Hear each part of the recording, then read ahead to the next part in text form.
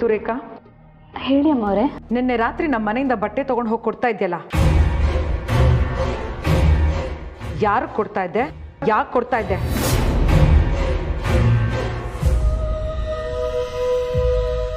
ಅದು ಅಮ್ಮವ್ರೆ, ಅದು ನಾಟಕ ಮಾಡಬೇಡ, ನಾನು ಎಲ್ಲ ನೋಡಿದ್ದೀನಿ. ಹೇಳು, ಯಾಕೆ ನಮ್ಮ ಮನೆಗೆ ಬಂದಿದ್ಯಾ? ಕಳ್ತನ ಮಾಡಕ್ಕ? ಏನ್ ನಿನ್ನ ಉದ್ದೇಶ? ಇಲ್ಲ ಅಮ್ಮವ್ರೆ, ಅಂತ ಉದ್ದೇಶ ನನಗೇನಿಲ್ಲ. ಮತ್ತೆ ನನ್ನ ಬಟ್ಟೆ ಹಾಕದ್ದೆ? ಅದು ನನ್ನ ತಂಗಿ ಕಾಲೇಜ್ಗೆ ಹೋಗ್ತಾಳೆ ಅಮ್ಮವ್ರೆ. ಅವಳಿಗೆ ಅದ್ಯಾವುದೋ ಫಂಕ್ಷನ್ ಇತ್ತಂತೆ, ಅದಕ್ಕೆ ಹೊಸ ಬಟ್ಟೆ ಕೊಡಿಸು ಅಂದ್ಲು. ಹೊಟ್ಟೆಗೆ ಇಟ್ಟಿಲ್ಲ, ಇನ್ನು ಬಟ್ಟೆ ಹೇಗೆ ಕೊಡಿಸ್ಲಿ ಅಮ್ಮವ್ರೆ? ನಿಮ್ಮದು ತುಂಬ ಬಟ್ಟೆ ಕಾಣಿಸ್ತು, ಅದರಲ್ಲಿ ಯಾವುದಾದ್ರೂ ಒಂದು ತೊಗೊಂಡೋದ್ರೆ ನೀವು ಬೇಜಾರು ಮಾಡ್ಕೊಳ್ಳಲ್ಲ ಅಂದ್ಕೊಂಡೆ. ಅದಕ್ಕೆ ಒಂದು ಬಟ್ಟೆ ತೊಗೊಂಡೆ. ನಾಳೆನೇ ವಾಪಸ್ ತಂದು ಕೊಡ್ತೀನಿ ಅಮ್ಮವ್ರೆ. ತಪ್ಪಾಯಿತು, ನನ್ನ ಕ್ಷಮಿಸಿ. ಅಯ್ಯೋ, ಹೇಳು, ಕಾಲ್ಗೆಲ್ಲ ಬೀಳ್ಬೇಡ. ನಾನು ಮಾಡಿದ್ದು ತಪ್ಪೆ ಅಮ್ಮವ್ರೆ. ನಿಮ್ಮ ಹತ್ರ ಕೇಳದೆ ಕಬೋರ್ಡಿಂದ ಬಟ್ಟೆ ತೊಗೊಂಡಿದ್ದು ತಪ್ಪೆ. ನಾನು ಕೇಳೋಣ ಅಂತಲೇ ರಾತ್ರಿ ಬಂದೆ, ಆದರೆ ಮನೇಲಿ ಯಾರೂ ಇರಲಿಲ್ಲ. ಬೆಳಗ್ಗೆ ಹೇಳೋಣ ಅಂದ್ಕೊಂಡೆ, ಆದರೆ ಯಾಕೋ ಮುಜುಗರ ಆಯಿತು. ತಪ್ಪಾಯ್ತಮ್ಮವ್ರೆ. ನೀವು ನನ್ನ ಕಳ್ಳಿ ಅನ್ಬೇಡಿ. ನಾನು ಈ ಅಪವಾದ ಇಟ್ಕೊಂಡು ಇಲ್ಲಿ ಕೆಲಸ ಮಾಡಲ್ಲ. ನಾನು ಹೋಗ್ತೀನಮ್ಮವ್ರೆ, ಹೋಗ್ತೀನಿ. ಒಂದು ನಿಮಿಷ.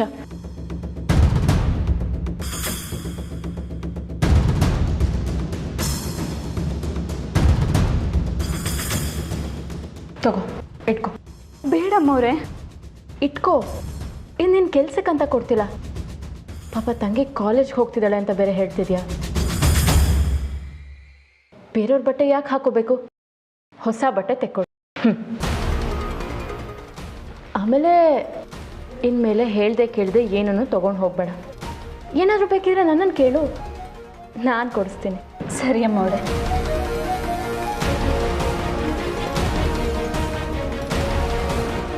ಶಿವಾನಿ, ನೀನು ಯಾಕೋ ತುಂಬ ಸದರ ಕೊಡ್ತಾ ಇದೆಯಾ? ನೀಲಿ, ಪಾಪ ಅವ್ರ ಕಷ್ಟ ಏನಿರುತ್ತೋ ಏನೋ, ಸುಮ್ಮನೆ ಯಾಕೆ ಶಿಕ್ಷೆ ಕೊಡಬೇಕು? ಇದನ್ನು ನೋಡಿ ಭಯ ಬೀಳಬೇಕಾ, ಖುಷಿ ಪಡಬೇಕಾ, ಯಾವುದು ಗೊತ್ತಾಗ್ತಿಲ್ಲ ನಂದೀಶ. ಯಜಮಾನ್ರೆ, ನಾವು ಭಯ ಪಡಬೇಕಲ್ವಾ, ಖುಷಿ ಯಾಕೆ? ನಾನು ನಿರಪರಾಧಿ. ನಾಗಮಣಿ ವಿಚಾರವಾಗಿ ನಾನು ಯಾರಿಗೂ ಯಾವ ಅನ್ಯಾಯನೂ ಮಾಡಿಲ್ಲ ಅನ್ನೋದಕ್ಕೆ ಇದಕ್ಕಿಂತ ಸಾಕ್ಷಿ ಬೇಕಾಗಿಲ್ಲ ನಂದೀಶ. ಹೌದು ಯಜಮಾನ್ರೆ, ನಿಮ್ದೇನು ತಪ್ಪಿಲ್ಲ ಅನ್ನೋದು ಇದು ನೋಡಿದ್ರೆ ಗೊತ್ತಾಗುತ್ತೆ. ಇಷ್ಟು ದಿವಸ ನಾನು ಏನೋ ಮೋಸ ಮಾಡಿದ್ದೀನಿ ಅಂತ ಹೇಳ್ಕೊಂಡು ತಿರುಗ್ತಾ ಇದ್ದ ನನ್ನ ಸ್ನೇಹಿತರಿಗೆ ಸತ್ಯ ಏನು ಅಂತ ಇವತ್ತು ಗೊತ್ತಾಗಿರುತ್ತೆ. ನನಗದೇ ಸಮಾಧಾನ. ಆದರೆ ಅಂದರೆ ಯಾವುದು ಸಾಧ್ಯ ಆಗೋದಿಲ್ಲ ಅಂತ ಅಂದ್ಕೊಂಡಿದ್ನೋ ಅದೇ ಆಗಿದೆ. ನಾಗಮಣಿ ಹುಡುಕಾಟದಲ್ಲಿ ನಮ್ಮ ಮೇಲೆ ಸೇಡು ತೀರಿಸ್ಕೊಳ್ಳೋಕ್ಕೆ ಅಂತ ನಾಗಲೋಕದಿಂದ ನಾಗಗಳ ಪ್ರವೇಶ ಆಗಿದೆ ಅನ್ನೋದು ಈಗ ಅರ್ಥ ಆಯಿತು.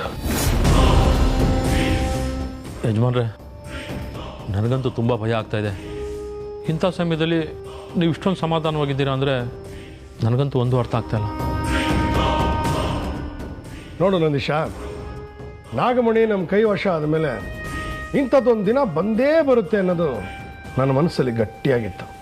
ಆದರೆ ನಾನು ಅದಕ್ಕೆ ಹೆಚ್ಚು ಒತ್ತು ಕೊಡಲಿಲ್ಲ. ಒಂದು ಅಮೋಘವಾದ ಸಾಧನೆ ಮಾಡಿದ ಮೇಲೆ ಬರೋ ತೊಂದರೆಗಳನ್ನು ಎದುರಿಸಲೇಬೇಕಲ್ವಾ? ಆದರೂ ನಿಮಗೆ ಭಯ ಆಗ್ತಾ ಇಲ್ವಾ? ಭಯನ ಗೆದ್ದೋನೆ ನಾಯಕ ಆಗೋದು ನಂದೀಶ.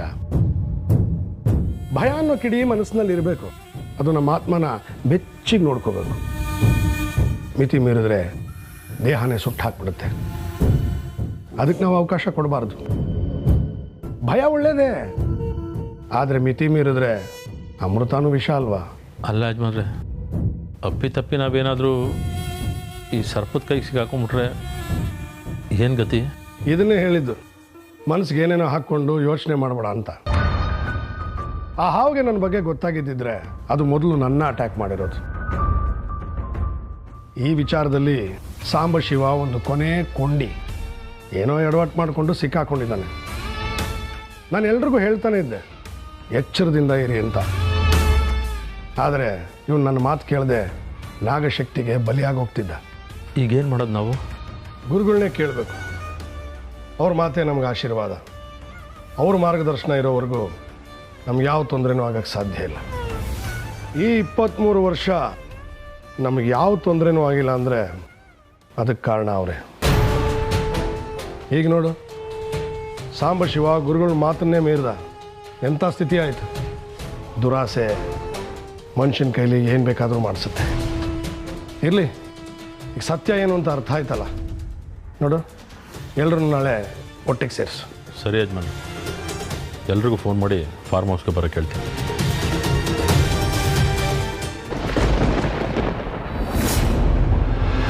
ಓಂ ಯೋಗಿನಿ ಯೋಗಿನಿ ಯೋಗೇಶ್ವರಿ ಯೋಗೇಶ್ವರಿ ಯೋಗ ಭಯಂಕರಿ ಸಕಲ ಸ್ಥಾವರ ಜಂಗಮ ಸ್ಥಾಮಕ ಹೃದಯ ಮಮ ವಶಂ ಮಾಕರ್ಷಯ ಕರ್ಷಯ.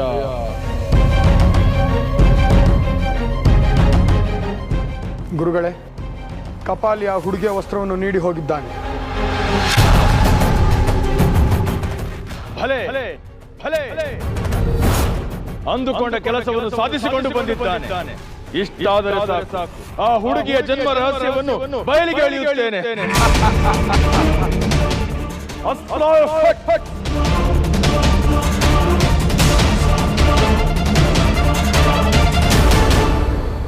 ಓಂ ವಶಕ್ ಸ್ವಾಹ, ಓಂ ವಶಕ್ ಸ್ವಾಹ. ಈ ವಸ್ತ್ರದ ಹಿಂದೆ ಅಡಗಿರುವ ಶಕ್ತಿ ಯಾವುದು?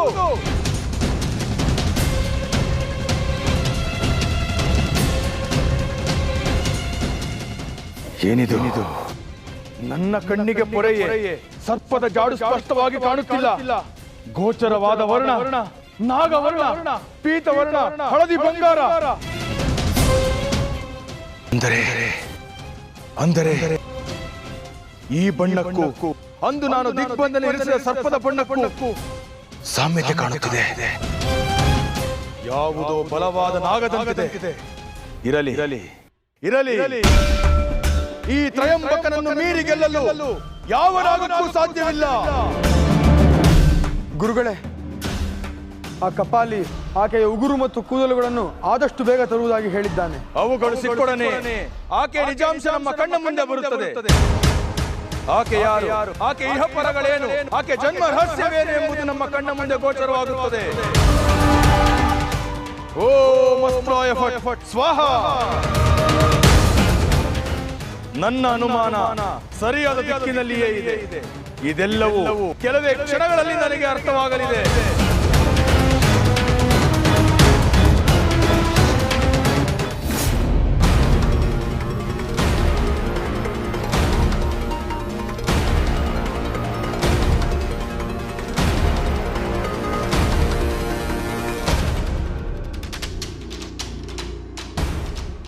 ಅಮ್ಮೋರೆ, ಅಯ್ಯೋ ಅಲ್ಲೇ ಕೂತ್ಕೋತಾ ಇದೆಯಾ?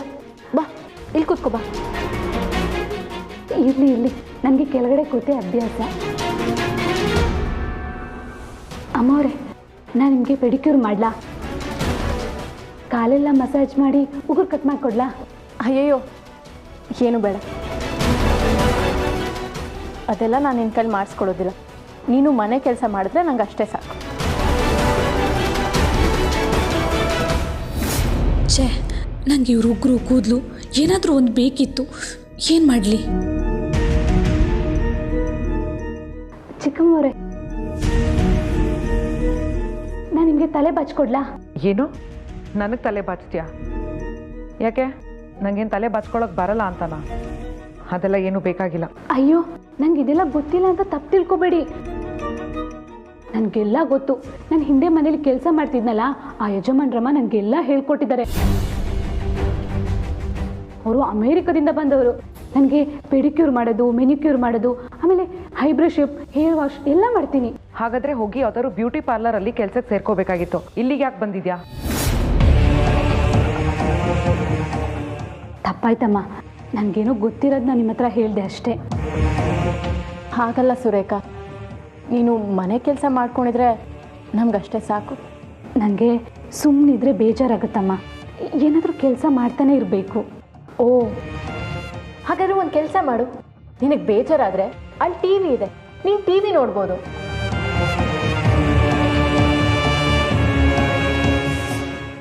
ಛೇ, ಈಗೇನ್ ಮಾಡೋದು? ಗುರುಗಳು ನೋಡಿದ್ರೆ ಕೂದಲು ಉಗುರು ತಗೊಂಡ್ ಬಾ ಅಂತ ಹೇಳಿದ್ದಾರೆ. ಇಲ್ಲಿ ನೋಡಿದ್ರೆ ಏನು ಸಿಕ್ತಿಲ್ಲ.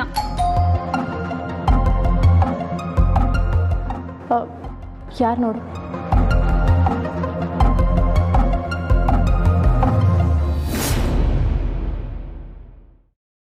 ನಮಸ್ಕಾರ ಮೇಡಮ್.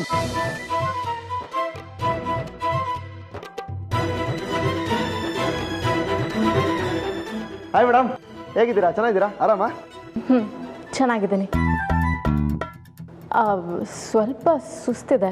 ಓ ಹೌದಾ? ಏನಾಗೋದಿಲ್ಲ ಬಿಡಿ ಮೇಡಮ್, ತಿನ್ಕೊಂಡು ಉಳ್ಕೊಂಡು ಆರಾಮಾಗಿರಿ, ಎಲ್ಲ ಸರಿ ಹೋಗುತ್ತೆ. ಕೂತ್ಕೊಳ್ಳಿ. ಪರವಾಗಿಲ್ಲ, ನನಗೆ ಅಷ್ಟು ಪುರ್ಸೋತಿಲ್ಲ ಮೇಡಮ್. ನನ್ನ ಜೊತೆ ಬನ್ನಿ. ನಿಮ್ಮ ಜೊತೆನಾ? ಎಲ್ಲಿಗೆ? ಹೇಳ್ತೀನಿ ಬನ್ನಿ ಮೇಡಮ್, ಅರ್ಜೆಂಟ್ ವಿಷಯ. ಮೇಡಮ್, ನೀವೀಗ ಬರ್ತಿರೋ ಇಲ್ವೋ? ಶಿವಾನಿಯವರು ಬ್ಯುಸಿ ಇದ್ದಾರೆ, ಈಗೆಲ್ಲೂ ಬರೋಕ್ಕಾಗಲ್ಲ. ನಿಮ್ಮ ಮೇಡಮ್ ಯಾವಾಗಲೂ ಬ್ಯುಸಿ ಇರ್ತಾರೆ, ಅದು ಗೊತ್ತಿದ್ದೆ ವಿಷಯ. ಮೇಡಮ್, ಒಂದು ಅರ್ಧ ಗಂಟೆ ಹಿಂಗೋಗಿ ಹಂಗೆ ಬಂದ್ಬಿಡೋಣ. ಬನ್ನಿ ಮೇಡಮ್ ಪ್ಲೀಸ್.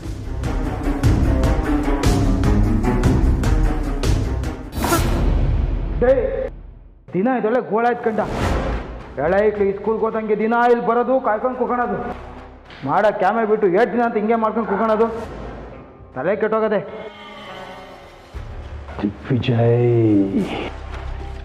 ದಿಗ್ವಿಜಯ್ ನನಗೇನೋ ದಿಗ್ವಿಜಯ್ ಮೇಲೆ ಅನುಮಾನ. ಅಲ್ಲ, ದಿಗ್ವಿಜಯ ಡಾಕ್ಟ್ರಿಗೆ ಸ್ಕೆಚ್ ಹಾಕಿ ನಮ್ಮನ್ನೆಲ್ಲ ಬಾಯ್ ಬಡ್ಕೊಳಕ್ಕೆ ಮಾಡಿರ್ಬೋದಾ ಅಂತ. ಚೇನ್ ಕರ್ಮನ ಏನೋ. ಇರ್ಬೋದು, ಮಾಡಿರ್ಬೋದು. ನನಗಂತೂ ಯಾವ ತಿಟ ಯಾವ ಸುಳ್ಳು ಒಂದು ಅರ್ಥ ಆಗ್ತಿಲ್ಲ. ಏಯ್ ಸುಮ್ಮನಿಲ್ಲ, ನಾನೇ ಕಣ್ಣರೆ ಕಂಡಿರೋ ಸತ್ಯನ ಸತ್ಯ ಅಲ್ಲ ಅಂತಿರಲ್ರು. ನಿಮ್ಮನ್ನು ನೋಡಿದ್ರೆ ನೀವೇನು ಯೋಚನೆ ಮಾಡ್ತಾ ಇದ್ದೀರಾ ಅನ್ನೋದು ನನಗೆ ಅರ್ಥ ಆಗುತ್ತೆ. ನಿಮ್ಗಿನ್ನೂ ನನ್ನ ಮೇಲೆ ನಂಬಿಕೆ ಬಂದಿಲ್ಲ ಅಲ್ಲ? ಯಜಮಾನ್ರೆ, ಯಾಕೆ ಸುಮ್ಮನೆ ಹೋಗ್ಲಿ ಬಿಡಿ. ಇಲ್ಲೇ ಬಿಡು ನಂದೀಶ, ಸತ್ಯ ಏನನ್ನೋದು ಅವ್ರಿಗೆ ಗೊತ್ತಾಗ್ಲಿ, ಅವ್ರಿಗೂ ತೋರ್ಸೋಣ ಬಾ.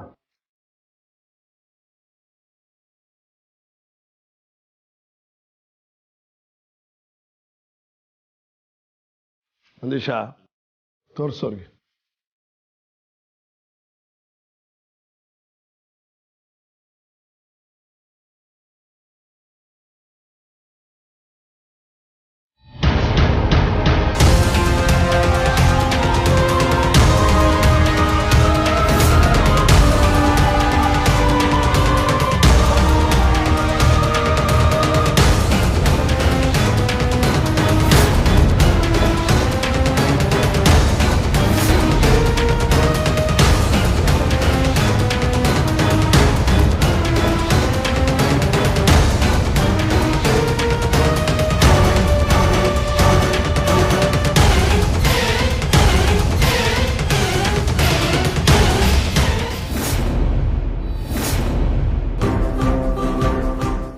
ಒಬ್ಬ ದೇವ್ರು ವರ ಕೊಟ್ಟರು ಪೂಜಾರಿ ವರ ಕೊಡಲ್ಲ ಅಂದಂಗೆ ಇವರೊಬ್ರು.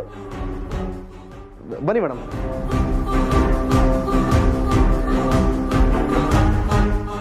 ಯಾಕೆ ಮೇಡಮ್ ಅಷ್ಟೊಂದು ಯೋಚನೆ ಮಾಡ್ತಾ ಇದ್ದೀರಾ? ನಾನೇನು ಸೀರಿಯಲ್ ಕಿಲ್ಲರ್ ಥರ ಕಾಣಿಸ್ತಾ ಇದ್ದೀನಾ? ನೋಡಿ ಮೇಡಮ್, ನನ್ನ ಮನಸ್ಸಲ್ಲಿ ಏನಿದೆಯೋ ಅದನ್ನು ಡೈರೆಕ್ಟಾಗಿ ಹೇಳೋ ಸಿಂಪಲ್ ಕ್ಯಾಟಗರಿ ನಂದು. ತಲೆ ಮೇಲೆ ನವಿಲ್ಗರಿ ಇಟ್ಕೊಂಡಿರೋ ದೇವ್ರ ಕ್ಯಾಟಗರಿ ಅಲ್ಲ, ಸೀದಾ ಸಾದಾ ಮಾಮೂಲಿ ಮನುಷ್ಯ ನಾನು.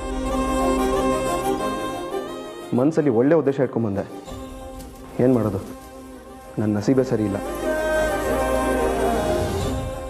ಮೇಡಮ್, ನನ್ನ ಮೇಲೆ ನಿಮ್ಗೆ ಅನುಮಾನ ಇದ್ದರೆ, ನಾನೇನಾದರೂ ತಪ್ಪು ಮಾಡ್ತಾ ಇದ್ದೀನಿ ಅಂತ ನಿಮ್ಮ ಮನ್ಸಿಗೆ ಅನ್ಸಿದ್ರೆ ಬರಲೇ ಬಿಡಿ ಬೇಡ. ಹೃದಯದಲ್ಲಿ ಅಳಕಿದ್ರೆ ಎದುರಿಗಿರೋನ ಬಗ್ಗೆ ಬರೀ ಹುಳಿಕೆ ಕಾಣುತ್ತೆ. ಎಲ್ಲದಕ್ಕೂ ಪಡ್ಕೊಂಬಂದಿರಬೇಕು.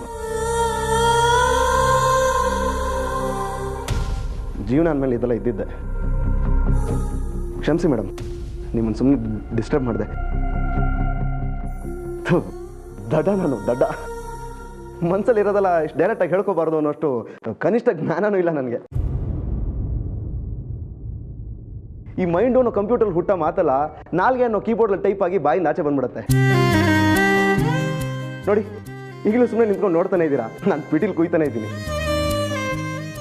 ಸರಿ ಸರಿ ಬರ್ತೀನಿ.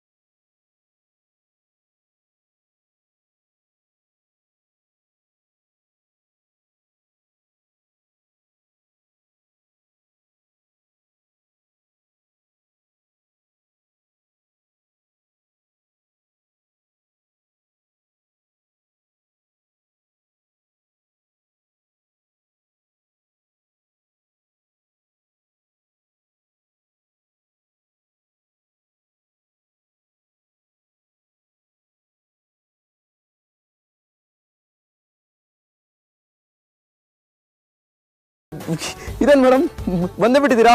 ಈಗ ನೀವು ಮತ್ತೆ ಮಾತಾಡೋಕೆ ಶುರು ಮಾಡಿದ್ರೆ ನಾನು ಹಿಡಿದು ಹೋಗ್ತೀನಿ ಅಷ್ಟೇ. ಅಯ್ಯೋ ಇಲ್ಲ ಮೇಡಮ್, ದೇವರೇ ಬಂದು ಪೀಠದಲ್ಲಿ ಕೂತ್ರೆ ಭಕ್ತಂಗೆ ಪೂಜೆ ಮಾಡೋದಷ್ಟೇ ಕೆಲಸ.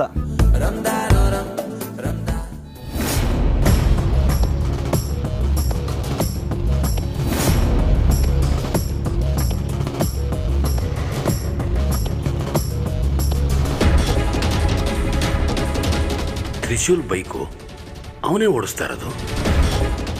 ಯಾವುದೋ ಹುಡುಗಿನ ಕೂಸ್ಕೊಂಡು ಹೋಗ್ತಾ ಇದ್ದಾನಲ್ಲ, ಯಾರಿರ್ಬೋದು ಆ ಹುಡುಗಿ? ದನ ಬೇಲಿ ದಾಟಿ ಹೊರಗಡೆ ಹೋಗಿದೆ ಅಂದಂಗಾಯ್ತು. ಈ ಬ್ರೇಕಿಂಗ್ ನ್ಯೂಸ್ನ ಮನೇಲಿ ಹೇಳಿದ್ರೆ ಎಲ್ಲರೂ ಶಾಕ್ ಆಗ್ತಾರೆ. ಮೊದಲು ಈ ವಿಷಯನ ಅಕ್ಕನಿಗೆ ಹೇಳಬೇಕು.